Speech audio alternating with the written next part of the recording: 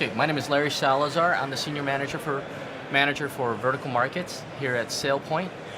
I think just in general, if I look at what's going on here at HIMSS, we see it continually growing. It's getting bigger and bigger every year, not just in terms of the number of people who are attending, but also in terms of energy. And one of the areas of energy that we see that has really intensified in recent years is this idea of applying artificial intelligence, machine learning capabilities as it relates to specifically cybersecurity.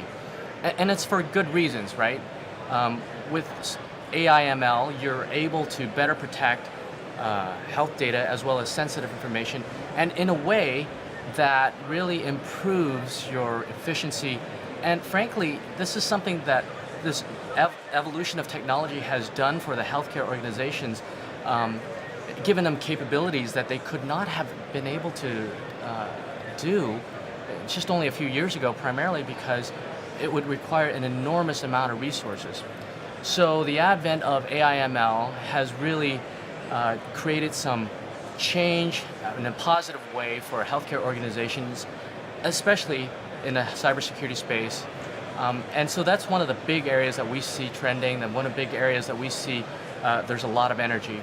Another area I would say that is probably very interesting as we interact with healthcare organizations is simply the fact that healthcare organizations are looking more and more into how do you address the issue around insider threats.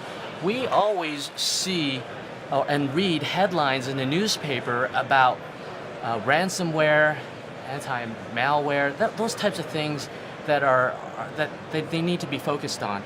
The challenge with that is that a good number of data breaches are caused by insiders.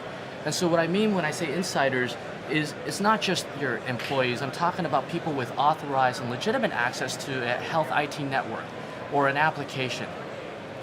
And while you may be able to protect the perimeter, what happens and what do you do when they get inside, or what happens if the data breach is triggered from the inside?